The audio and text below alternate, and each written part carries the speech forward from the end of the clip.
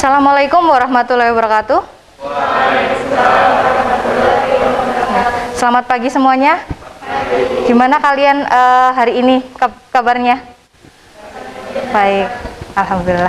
Oke, kalau baik semua, silahkan untuk ketua kelas dipersiapkan berdoa dulu sebelum mulai pembelajaran.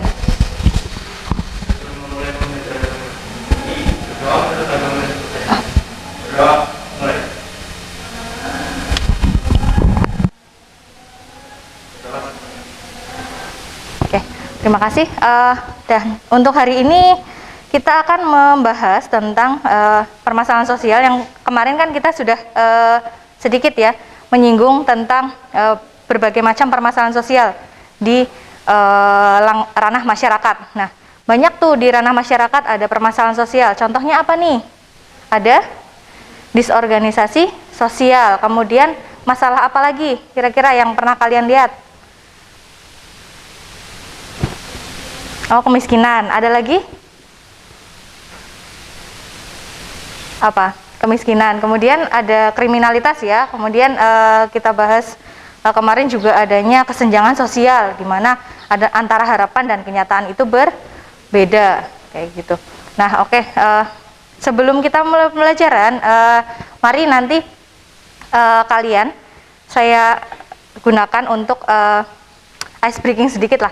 Ice breakingnya nanti kalian menghitung 1 sampai 11 dan nanti kelipatan 3 kalian ganti dengan kata ting.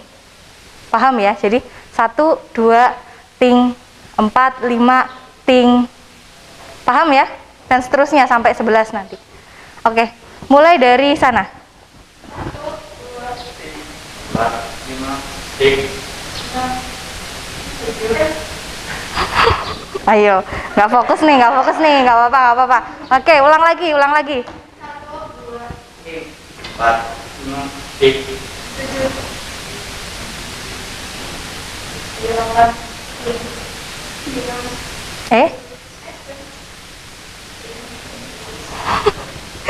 Gimana? Ulang lagi dari sini.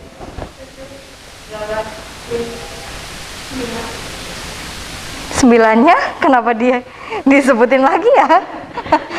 Oke, nggak apa-apa. Oke, itu untuk selingan aja, untuk ice breaking sebentar. Oke, kita lanjut saja ke materi berikutnya, yaitu tentang ketidakadilan sebagai sebuah permasalahan sosial atau ketidakadilan sebagai masalah sosial. Nah, dari bentuk ketidakadilan ini, kalian pernah dengar kata-kata ketidakadilan? Di mana? Di pelajaran doang kayak gitu ya. Terus selain di pelajaran ada apa lagi? Di media sosial. Nah, oke. Jadi kata-kata ini memang tidak asing ya bagi kalian mungkin yang senang main IG atau main TikTok dan lain sebagainya. Ketidakadilan itu berbagai macam bentuknya. Mulai dari contohnya ini ya. Kalian bisa lihat gambar dari gambar pertama, kemudian ada gambar kedua. Gambar pertama, gambar apa ini? Ya, kesenjangannya dari mana? Dari mana? Itu gambar apa aja? Yang pertama aja dulu deh. Itu gambar apa dan apa kayak gitu? Orang, perempuan dan laki-laki. Berarti ada kesenjangan di situ ya, di mana perempuan punya kedudukan yang lebih rendah dibandingkan laki-laki. Terus yang kedua, demo apa nih? Rasisme ya. Jadi di situ ada demonstrasi karena orang-orang kulit hitam itu cenderung lebih dipinggirkan kayak gitu dibandingkan orang-orang yang berkulit putih dan kuning kayak gitu.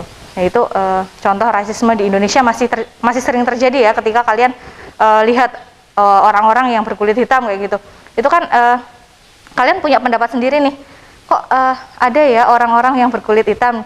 Apakah dia mampu untuk menyaingi prestasi saya? Kadang kan kalian terbersit dari hati seperti itu kayak gitu.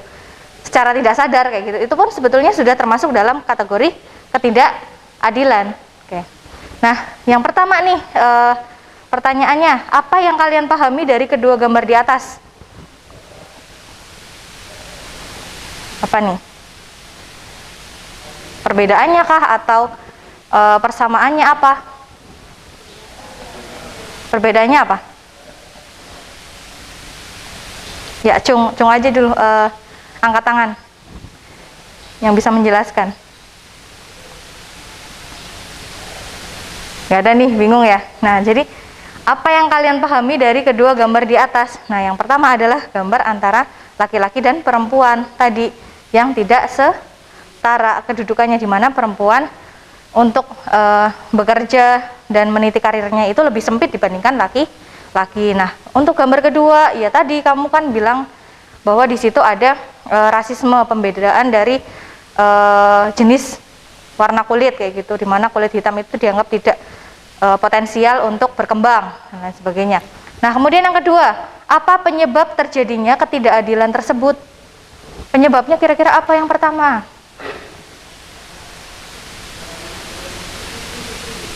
Kenapa? Dari individu yang pertama ya. Terus kalau yang kedua? Dari mana? Dari lingkungan ya. Jadi sebetulnya adalah bisa dari individu, baik dari lingkungan, juga bisa dari budaya, dari faktor budaya tersebut juga bisa. Nah, untuk yang gambar pertama, kalau dari faktor budaya nih bisa dilihat bahwa kalau budayanya orang-orang Jawa, di mana perempuan kalau zaman dulu itu kan ya kerjaannya hanya di dapur kayak gitu, masaklah, mengurus anak dan lain sebagainya. Pokoknya pekerjaan rumah tangga itu harus dilakukan oleh perempuan. Sedangkan laki-laki ya, mereka lebih bebas, mereka bisa menentukan pilihan, bisa di luar rumah atau di dalam rumah, tapi dia harus produktif kayak gitu, mencari nafkah kayak gitu. Itu adalah definisi dari gambar pertama dari faktor budaya. Nah, kemudian yang kedua, gambar kedua apa nih? Dari faktor budaya juga ya. Ya tadi yang saya jelaskan bahwa orang-orang kulit hitam itu cenderung memang, kalau kita itu istilahnya kayak primordialisme gitu ya, antara primordialisme atau etnosentris kayak gitu, dimana di situ ada pembiasaan baik itu dari lingkungan maupun dari keluarga atau dari orang-orang terdekat, bahwa yang kulit hitam itu dianggap tidak pas atau tidak sejajar dengan orang yang kulit putih atau kulit sawo matang kayak gitu. Itu memang dari faktor budaya. Oke, sampai sini jelas ya? Ya, jelas. Lanjut ke materi berikutnya, yaitu tentang definisi ketidakadilan. Nah, definisi ketidakadilan dapat diartikan sebagai suatu kondisi saat individu atau kelompok diperlakukan berbeda dan dipinggirkan masyarakat. Nah, contohnya sanksi hukum antara pencuri beras dengan koruptor. Nah, kita melihat ketidakadilan itu berbeda dengan kesenjangan sosial, di mana kalau kesenjangan sosial itu lebih kepada kondisi di mana pemerintah atau pejabat tidak bisa atau belum bisa menyetarakan semuanya kayak gitu. Misalnya di sebuah kota ya, kalau di sebuah kota itu ada pemukiman kumuh, ada juga kota yang di situ fasilitasnya itu mewah semua kayak gitu. Nah, kemudian untuk ketidakadilan itu lebih kepada sikap sosialnya atau jarak sosialnya di lingkungan sosial kayak gitu. Di lingkungan sosial, bagaimana sih sikap kita terhadap individu tersebut atau sikap kita terhadap orang tersebut, itu bagaimana kayak gitu. Oke, itu dari definisi ketidakadilan. Sampai sini paham ya bedanya antara ketidakadilan dengan kesenjangan? Paham ya? Oke, lanjut ke materi selanjutnya, yaitu untuk penguatan pemahaman tentang ketidakadilan. Nanti kalian bisa cek video ini. Silahkan nanti kalian bisa lihatlah bagaimana yang terjadi di lingkungan pekerjaan kayak gitu. Itu terutama kalau di sini kan di sebuah perusahaan ya, di mana orang-orang itu sibuk bekerja dari pagi sampai malam kayak gitu. Oke, silahkan diamati ya. Bias gender masih terjadi di dunia kerja. Manajer perekrutan tidak yakin para perempuan yang sempat berhenti dan ingin kembali bekerja memiliki kualitas memadai dengan perkembangan zaman. Karena pandangan inilah, para perempuan harus menghadapi diskriminasi di dunia kerja. Survei terhadap 22.000 perusahaan dan profesional perempuan di Asia menunjukkan 48% di antara mereka mengaku tidak mendapat kesetaraan gaji. 38% pekerja perempuan bahkan mengaku kurang mendapat kesempatan meningkatkan karir. Beberapa hiring manager dan perusahaan yang sangat penting buat mereka itu waktu mencari kandidat adalah kandidat yang bisa berkontribusi dari hari pertama, yang mereka namakan perfect fit gitu loh. Jadi banyak wanita-wanita yang mungkin sudah meninggalkan pekerjaan dianggap sudah tidak up to date lagi dengan tren industri yang terakhir. Masih dari survei Robert Walters, Indonesia belum memiliki ekosistem yang berpihak pada perempuan, khususnya yang sempat berhenti bekerja. 44% manajer perekrutan tidak akan mempekerjakan perempuan yang sempat cuti untuk mengurus anak atau mengejar pendidikan. Tak jarang, para perempuan yang sempat berhenti bekerja kesulitan saat bernegosiasi. Sebenarnya kekhawatiran sih ada sedikit, tapi sama aku percaya gini, aku punya kemampuan kok, aku punya background, jadi aku punya pengalaman, dan aku lihat teman-temanku walaupun sudah berumur, sudah punya anak, anaknya udah gede, mereka masih bisa diterima di tempat yang lain berdasarkan pengalaman dari mereka dapat. Aku kemarin baru terakhir interview, cuma dalam 3 orang interview aku tuh nanya gini, apakah bersedia untuk overtime? Jadi aku juga jawabnya gini, saya akan mengaktifkan kerja dari jam 8 sampai jam 5. Kalau bisa overtime, oke. Tapi ya mungkin nggak akan tiap hari untuk overtime-nya. Satu hal yang mungkin tak masuk dalam hitungan perekrut, perempuan yang ingin kembali bekerja rata-rata memiliki motivasi tinggi saat memutuskan kembali mencari gaji di sebuah perusahaan.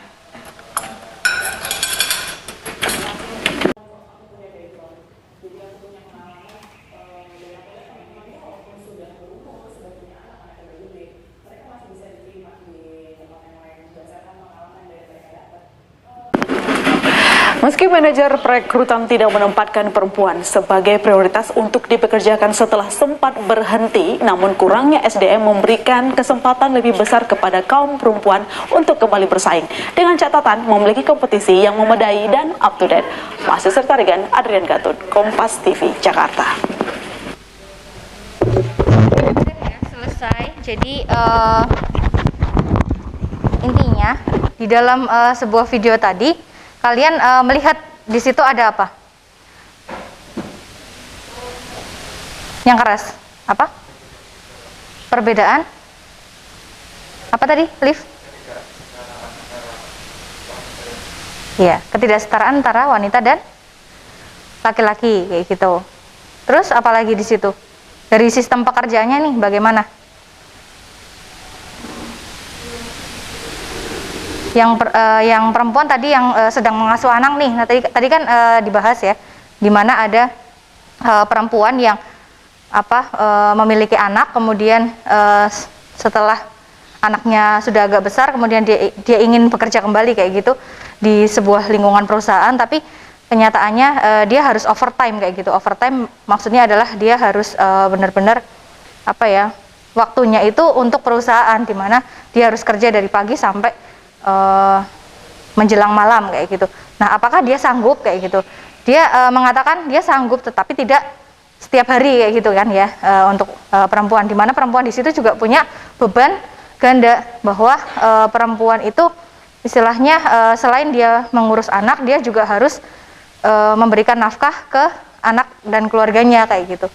Nah, di situ ada bias gender juga sih dari video tersebut. Kalau laki-laki kan kita pernah lihat ya, dan kita juga pernah istilahnya melihat sendiri kayak gitu, dimana kalau laki-laki itu ya tidak ada kewajiban untuk mengurus anak, tidak ada kewajiban untuk mengurus rumah tangga, dimana dia harus fokusnya hanyalah mencari nafkah kayak gitu. Nah, itu yang dimaksudkan dalam video tersebut, dimana kalau di Indonesia itu memang lebih banyak peran perempuan di rumah tangga dibandingkan laki-laki, entah itu di suku Jawa atau di suku Sunda, bahkan suku-suku yang lain itu semuanya hampir sama kayak gitu. Oke, sampai sini paham? Paham, oke. Kalau paham, kita lanjut ke jenis-jenis ketidakadilan. Nah, ini silahkan kalian pahami ya. Jadi ada beberapa jenis ketidakadilan. Yang pertama adalah stereotip. Stereotip itu lebih kepada prasangka ya, atau pelabelan negatif atau positif ya. Mungkin kalian waktu itu pernah memahami tentang teori interaksionisme simbolik, di mana di situ ada teori labeling yang menempatkan seorang individu atau kelompok di mana dia sebetulnya tidak sengaja melakukan sesuatu atau belum melakukan sesuatu, tapi sudah dilabeli kayak gitu. Misalnya nih si Alif atau si siapa, Neva misalnya, atau si siapa, dia suka terlambat kayak gitu di kelas. Padahal dia baru sekali itu atau baru 2 kali itu terlambat, tapi karena ada permasalahan tertentu, misalnya di jalan bannya bocor, atau ada masalah keluarga, ada masalah yang lain kayak gitu dan lain sebagainya, sehingga dia terlambat ke sekolah. Nah, itu yang dimaksud dengan teori labeling. Nah, dari stereotip ini sebuah prasangka atau pelabelan itu maksudnya yang bagaimana kayak gitu. Misalnya nih, kalau kalian lihat ya tadi seperti perempuan ya, prasangka bahwa perempuan tidak baik untuk bekerja di luar karena dia akan meninggalkan anak-anaknya, sehingga anaknya itu akan diurus oleh yang namanya pembantu rumah tangga, kemudian diurus oleh ibu mertua dan lain sebagainya. Nah, itu akan menjadikan si anak tersebut tidak bisa mandiri dan lain sebagainya. Itu kan anggapan-anggapan orang zaman dulu kayak gitu. Bahkan sekarang pun masih ada yang seperti itu. Oke, terus yang kedua tentang marginalisasi.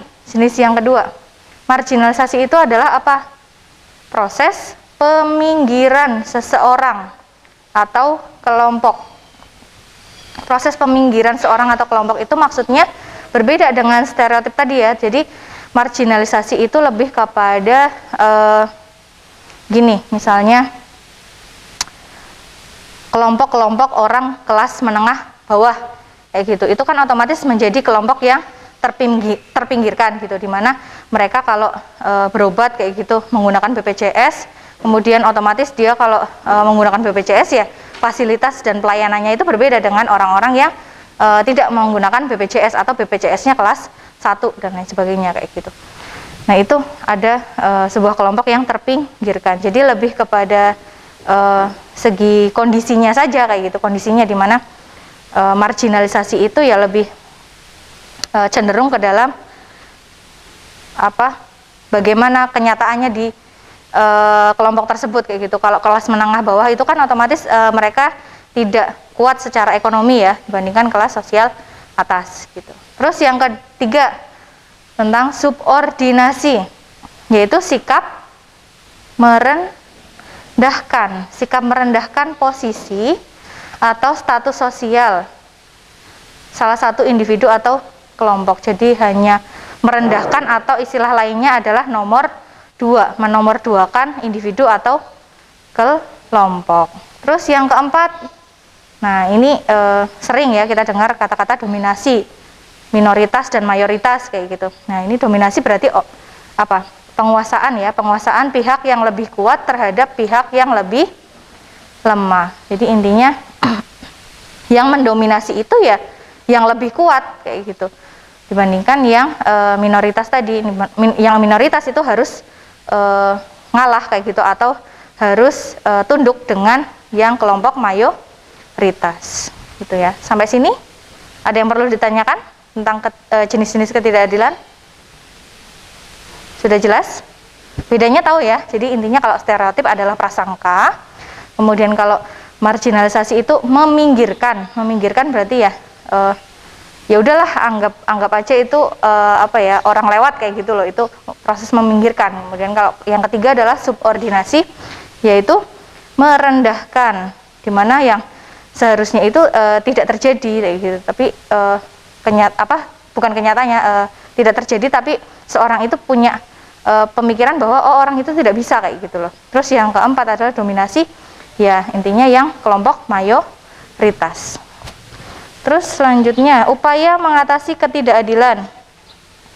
Yang pertama, mengakhiri diskriminasi. Apa itu diskriminasi? Diskriminasi pernah dengar ya di mana? Ya itu tadi kalau kalian nonton video itu termasuk diskriminasi juga loh, dimana perempuan jarang mempunyai hak yang lebih dibandingkan laki-laki kayak gitu karena adanya beban ganda tadi. Jadi mengakhiri adanya diskriminasi, istilahnya perempuan dan laki-laki atau kelompok apapun, baik kelompok atas, kelompok menengah, kelompok bawah, itu punya hak yang sama.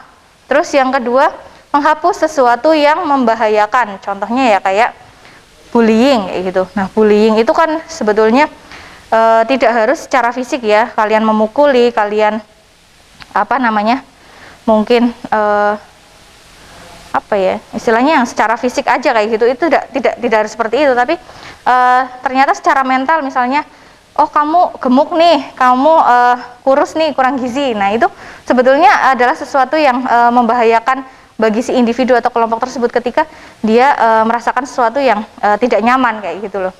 Nah itu sebetulnya kalian bisa hapus sesuatu tersebut kayak gitu dengan cara yang baik, misalnya walaupun dengan keadaan bercanda ya, tapi itu tetap termasuk dalam kategori bullying. Terus yang ketiga, menghapus kekerasan baik itu di media sosial maupun di lingkungan nyata. Nah yang terakhir adalah menyadari dan menghargai pelayanan dan pekerjaan. Jadi semua pelayanan, semua pekerjaan itu kalian harus sadari bahwa itu semuanya berkaitan. Jadi tidak ada yang memandang bahwa pekerjaan sebagai asisten rumah tangga itu pekerjaan yang sepele kayak gitu mungkin, atau pekerjaan sebagai kuli bangunan itu pekerjaan yang serabutan, gajinya kecil dan lain sebagainya. Lah gimana kalau tidak ada kuli bangunan, tidak ada asisten rumah tangga kayak gitu. Nah kalian sendiri yang juga akan kerepotan kayak gitu ketika kalian harus bekerja di luar, ya otomatis kalian mau tidak mau menitipkan ke asisten rumah tangga. Kemudian tadi kuli bangunan, kalau tidak ada kuli bangunan siapa yang mau membangun rumah? Apa ya kalau kalian mampu kayak gitu loh, misalnya punya uang banyak nih, kalian bangun rumah sendiri pakai tangan sendiri, kuat nggak kira-kira kayak gitu? Enggak ya. Oke, kalau sudah sampai sini kita mulai ke penugasan kelompok ya. Jadi yang pertama adalah nanti saya berikan setiap kelompok, jadi nanti dibagi menjadi kelompok sekitar 3 orang atau 4 orang, silahkan. Nanti kalian saya buat rencana investigasi. Investigasi itu berupa kasus ya, kasus tentang permasalahan ketidakadilan. Jadi nanti ada beberapa kasus, saya sajikan 4 kasus. Ada kasusnya Rahel V-nya, ada kasusnya pemerkosaan polisi yang di Kabupaten Luwu. Kemudian ada lagi permasalahan tentang pernikahan di usia dini. Ada juga yang sedang booming nih, istri memarahi suami tapi istrinya yang di penjara. Jadi ceritanya si suaminya itu mabuk-mabukan terus ya gitu. Nah nanti kalian silahkan analisis sendiri, lakukan investigasi sesuai dengan LKPD. Nanti saya bagikan untuk LKPD-nya, nanti kalian tinggal isi aja, di situ ada petunjuknya, di mana nanti untuk petunjuknya itu ada menuliskan judul, kemudian ada rumusan masalah, kemudian ada media, langkah-langkahnya, hasilnya, dan nanti ada beberapa pertanyaan yang berkaitan dengan si kasus tadi. Jadi nanti untuk kelompok 1 sana ya, 1, 2, 3, dan kelompok 4. Silahkan kalian cek dulu. Jadi kelompok 1 nanti menuliskan di kasus 1, kemudian kelompok 2 kasus 2, kelompok 3 kasus 3, dan kelompok 4 kasus 4. Oke, saya bagikan dulu aja ya. Silakan nanti bisa dikerjakan.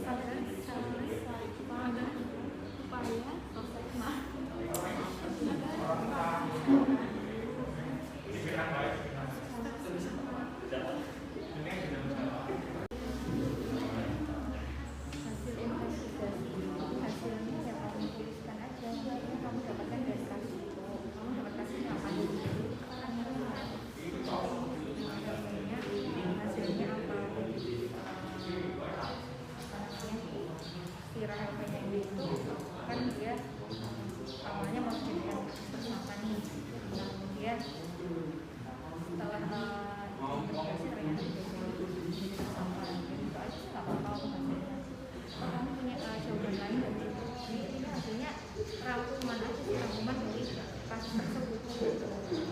Terus mana lagi?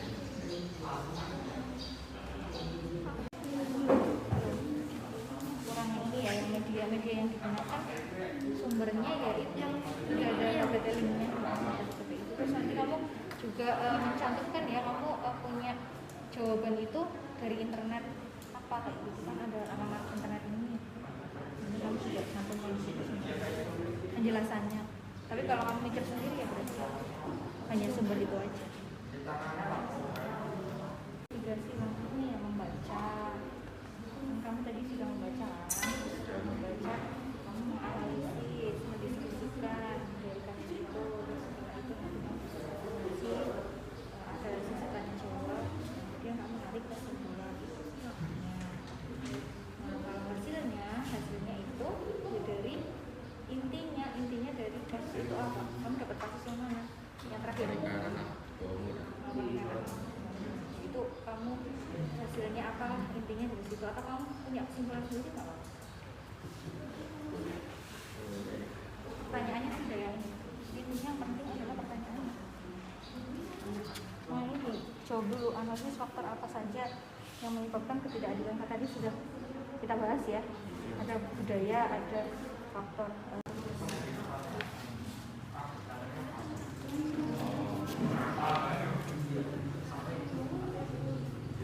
kalau sudah, silahkan maju ke depan. Berarti siapa yang mau maju ke depan nih? Sebelum saya tunjuk. Nanti maju semua ya dari satu kelompok itu. Jadi tidak hanya salah satu aja, jadi semuanya membacakan hasil dari kasus yang kalian baca, kemudian hasil investigasinya dan pertanyaan-pertanyaan yang ada di situ. Silahkan yang mau mengajukan diri untuk maju ke depan. Ada?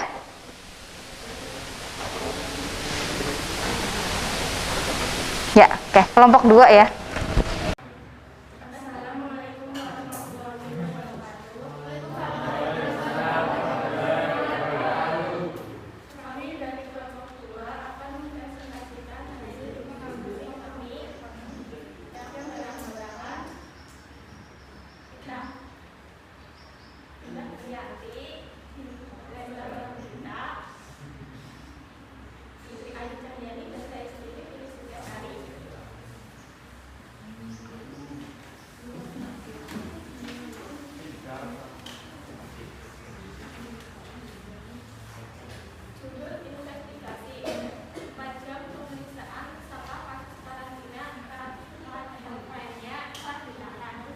Lulusan masalah 1.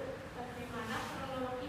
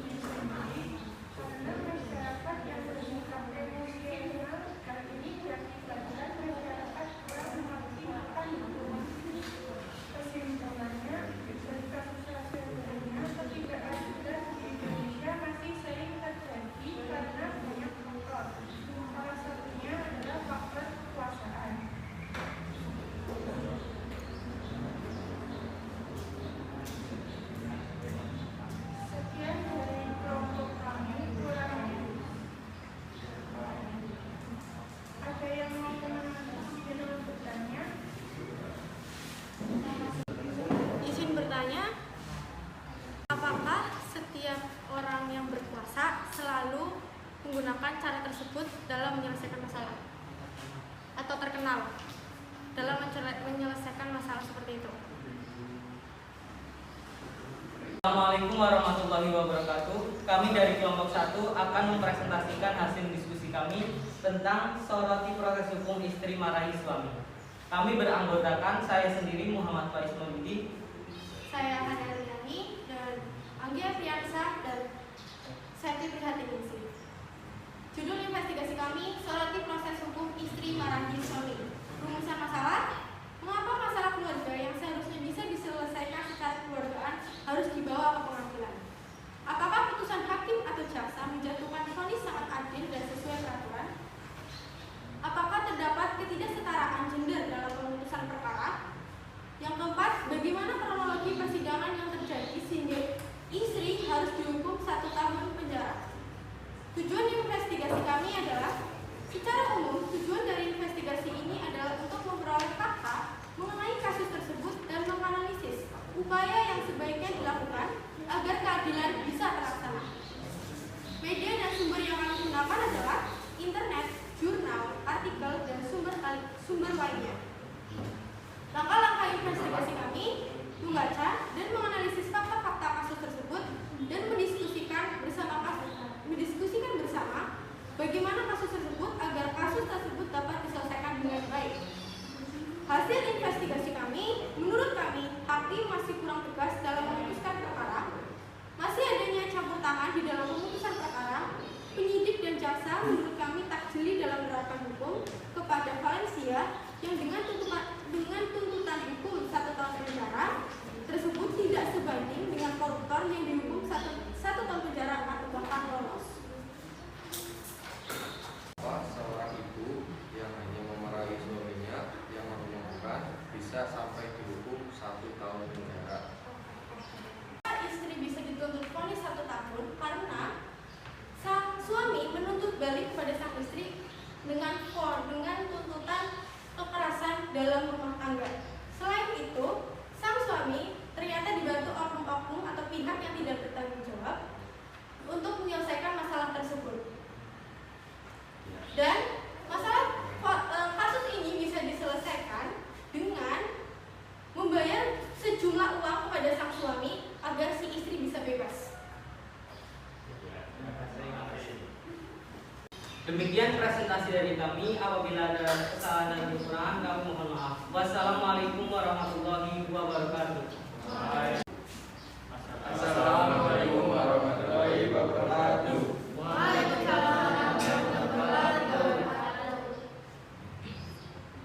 Ini dari kelompok 4 ingin mempresentasikan Diskusi kami.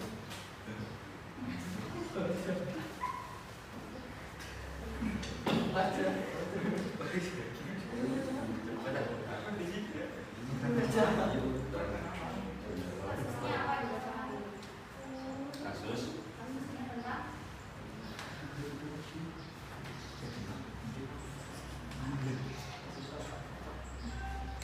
Menyebabkan menikah di bawah umur.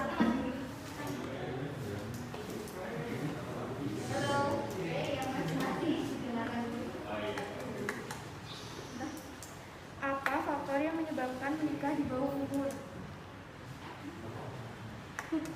karena pandemi tidak ada kontrol dari orang tua dan dari ekonomi. Sekian dari kami, terima kasih. Wassalamualaikum warahmatullahi wabarakatuh. Kasusnya ramainya, kemudian kasusnya pernikahan di usia dini dan kasus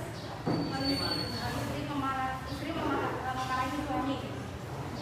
Kalau sudah jelas dari beberapa kasus tersebut, kita bisa menyimpulkan ya kenapa tidak boleh itu berpihak pada orang yang menengah atas, jadi menengah bawah. Karena orang menengah atas itu punya kekuasaan sendiri, di mana mereka itu punya dana lebih untuk bagaimana membuat hidup mereka itu menjadi nyaman. Beda dengan masyarakat kelas bawah, di mana mereka harus berjuang lebih banyak dibandingkan orang-orang menengah kelas atas. Permasalahan kasus tadi, jadi ada beberapa masalah kasus tentang pernikahan usia dini, ada juga permasalahan kasus istri memarahi suami, ada lagi yang tentang Rahel V-nya ya, di mana Rahel V-nya itu yang awalnya kena COVID, kemudian dikarantina, tapi akhirnya dia kabur kayak gitu dengan mudahnya, karena ya otomatis dia artis ya, kemudian selain artis juga dia otomatis kan dari sumber pendanaan pembiayaannya itu lebih banyak dibandingkan kita kayak gitu, sehingga dia bisa dengan mudah. Oke, jadi untuk penugasan kelompok kali ini sudah baik. Untuk apa ya, yang bertanya juga sudah cukup lumayan lah. Dan untuk selanjutnya Ibu akan berikan penugasan individu, di mana nanti penugasan individu pertanyaannya seputar tentang ketidakadilan ini seperti ini, tapi nanti saya share di Microsoft Form ya. Saya share nanti entah di grup ada, di Microsoft Teams juga ada, nanti saya share keduanya, silahkan kalian mau pilih yang mana boleh, tapi kaitannya dengan ketidakadilan ini yang pertama kalian harus menjawab mengenai pendapat kalian sendiri ya, mengapa marginalisasi dikategorikan sebagai bentuk ketidakadilan. Kemudian yang kedua, apakah perbedaan peran perempuan dan laki-laki yang sering ditemui di lingkungan pekerjaan termasuk dalam kategori ketidakadilan. Nah, berikan alasannya. Nah, yang ketiga, 3, 4, dan 5 ini dilihat dari gambar yang sama ya. Jadi maksudnya nomor 3 adalah kalian perhatikan 2 gambar berikut. Yang pertama itu ada gambar kekerasan demonstrasi kekerasan seksual. Yang kedua adalah demonstrasi tentang guru honorer kayak gitu. Terus yang ke nomor 4, penyebab ketidakadilan dari kedua gambar itu. Yang kelima, solusinya ya sama seperti tadi kalian mengerjakan di LKPD, ya silahkan solusinya itu nanti kalian kerjakan di Microsoft Form. Oke, sampai sini paham ya. Nanti untuk pengerjaan penugasan individu saya tunggu sampai minggu depan untuk deadline penugasannya. Oke, sampai sini kita bahas tentang kesimpulan dari materi tadi tentang ketidakadilan. Apa saja? Yang pertama, tadi kita membahas tentang kesetaraan gender atau ketidaksetaraan gender tadi. Terus ada lagi? Adanya kesenjangan sosial. Terus apa lagi? Diskriminasi ya. Terus ada lagi? Ketidakadilan. Nah, jadi untuk kesimpulannya kita tadi juga membahas tentang bagaimana definisi tentang ketidakadilan, yaitu adanya sikap sosial atau jarak sosial di lingkungan sosial yang dimana seorang individu atau kelompok itu memberikan sesuatu yang berbeda dibandingkan dirinya sendiri kayak gitu. Adanya sikap primordialisme dan sikap etnosentrisme. Nah, di situ ketidakadilan merupakan suatu kondisi individu atau kelompok diperlakukan secara berbeda di masyarakat yang tadi kita bahas. Dan yang kedua, beberapa jenis ketidakadilan. Contohnya tadi ada stereotip ya. Stereotip apa tadi? Prasangka ya. Terus kalau marginalisasi apa tadi? Peminggiran ya. Terus kalau subordinasi?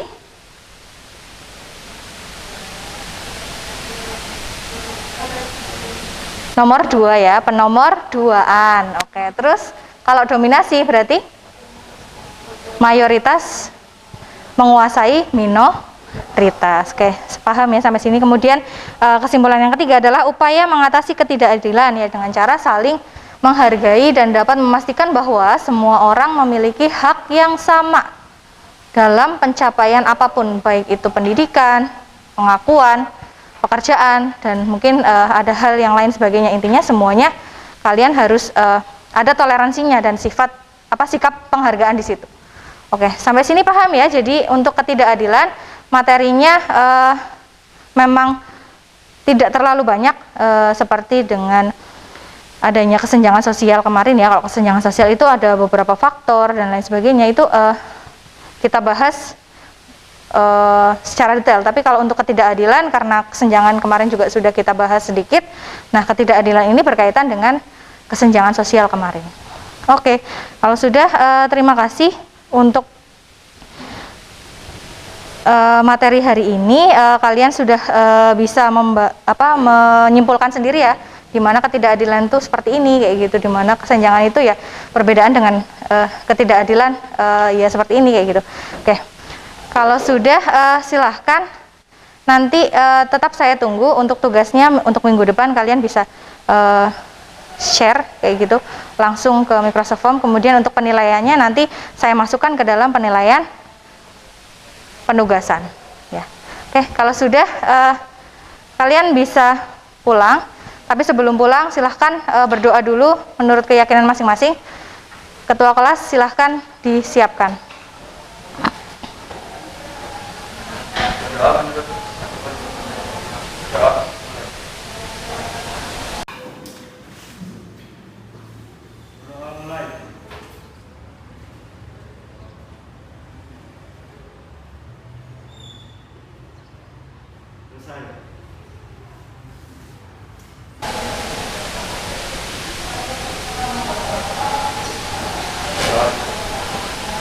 Oke, terima kasih. Selamat siang. Assalamualaikum warahmatullahi wabarakatuh.